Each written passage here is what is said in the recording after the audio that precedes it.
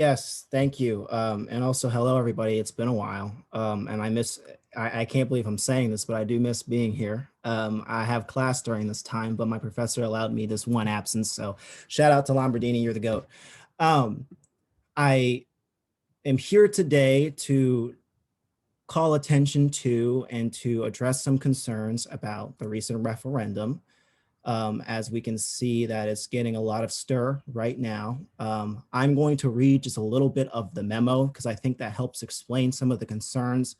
And then at a high level, I'm going to address some of them and some of the things that I have seen in the last couple of days. So um, bear with me as I read some of these to you.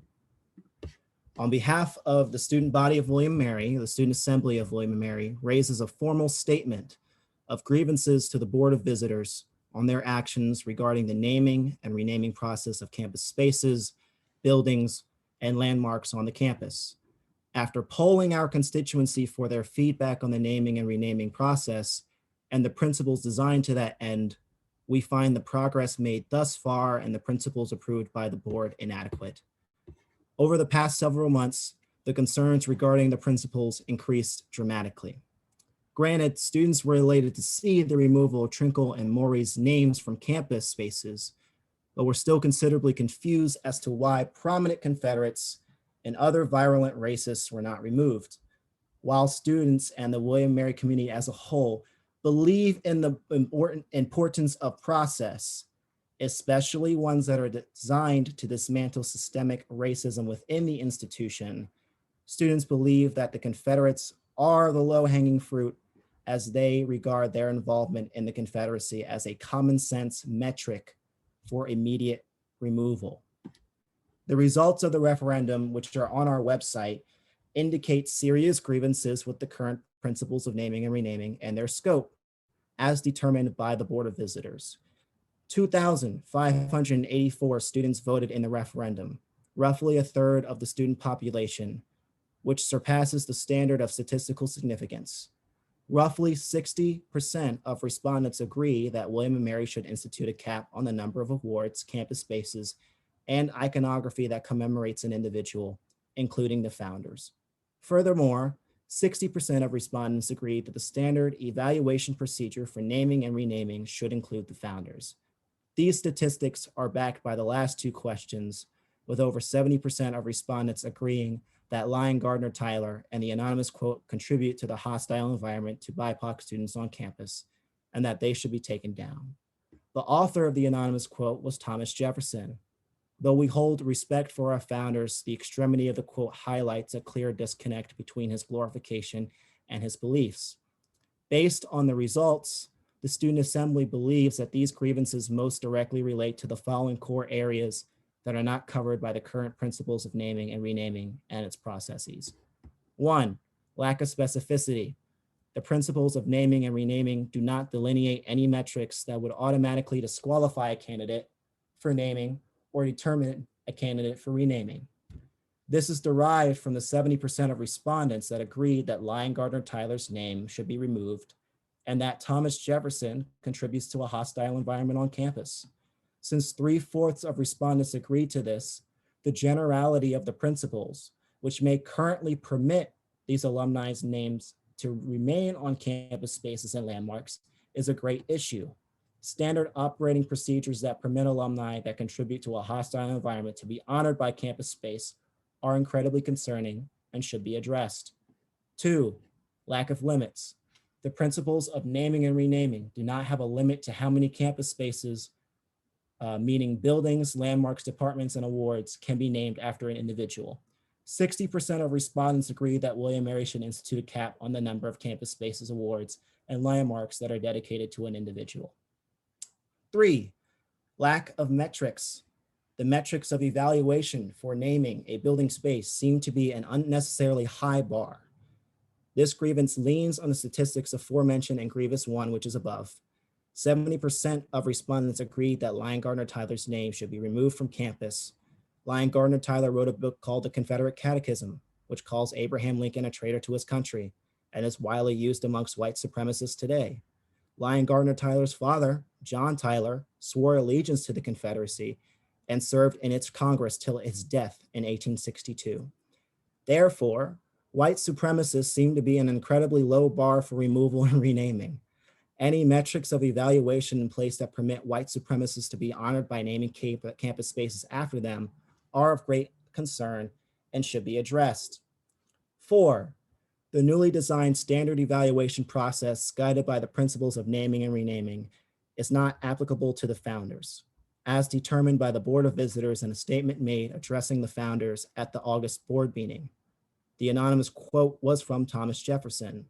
The fact that 70% of respondents agreed that he contributes to a hostile environment on campus demonstrates how the lack of inclusion of the founders in the standard evaluation for renaming is problematic. And I'm going to stop there before I go on so I can explain some of this and our rationale as student assembly as to why the referendum was phrased the way that it was at a very high level. I understand the concerns of scientific ethics concerning this referendum. This was a referendum designed to gather sentiment of the student body. That was its sole mission, and I believe, and we believe that it did that. The reason why some of the questions were vague and ambiguous is because the process for naming and renaming itself is vague and ambiguous. We had to find some metrics to guide us by so that we can analyze the principles of naming and renaming, and then, which is lower in the memo, make recommendations based off of them. I understand that some of you have concerns about some of the last questions, the last 2 questions, and the lack of context provided. The reason for this was one, simply the language for the Lion Gardner Tyler question, which we pulled from the history website. If we included all that language in the referendum, that would have been incredibly too long, and survey fatigue is real. People would not have read it. What we tried to do was capture the best thing subjectively that he did and the worst thing subjectively that he did. That was a decision that we made together. The last quote, that is just to bring attention to the actions and the words, not the individual. It is important that we hold these people by our values now and what it means to be a community in this day and time. And we need to be able to say what is wrong, no matter who it is. Furthermore, it is even more important to note the skepticism that many BIPOC students possess regarding the principles of naming and renaming and its process, as American history demonstrates that processes have seldom worked in favor of people of color in this country. The 13th Amendment prohibited slavery except as punishment for a crime, leading to the great dilemma of mass incarceration and the criminalization of Blackness. Poll taxes and literacy tests were processes to disenfranchise African Americans. And even after the Voting Rights Act of 1965, redlining and gerrymandering tactics were enhanced to limit the political power of people of color. In short, BIPOC students have great reason to be skeptical of the principles and its processes, and they yearn to see tangible change that demonstrates a commitment to addressing the historical wrongs by putting their perspective first. And essentially, this gets to one question that I think, we as Student Assembly grappled with and answered honestly. Could you look a Black student in the eye, or a person of color, and give them an award named after their oppressor? I would argue no. I am not the monolith of Black opinion. I'm going to put that out there right now. But due to the meetings that we've had and to the outreach that we've had with the BIPOC community on campus, it was made clear to us that this was something that really bothered them. So that is why we made that decision with this recommendation. We understand that this is not going to please everybody, that not everyone's going to agree to this process. And to that point, nothing that we would have done would have made everybody agree to this process. But it's something that we feel on principle, leaning on our ethics, leaning on our values that we as a community love to lean on, we felt that we had to do this. And to this point, any senator in this body, because we are a deliberative body before anything else, can disagree with me after this. We are, again, a body of discourse, if not anything else. But that is also of proper discourse. And I'm going to say this to Swampy, all of that nonsense needs to stop. If you have criticisms and you have feedback to offer, that needs to be directed to student assembly, more specifically me, because I'm the one who approved the damn thing in the first place. We are a community that is better than that.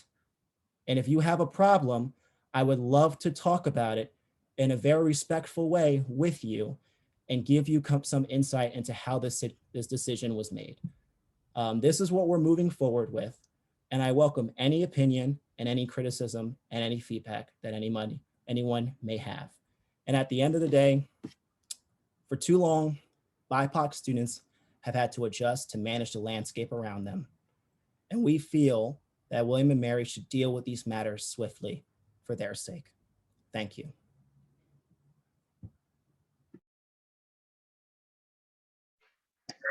AJ, that was awesome. Does anyone have any questions for AJ?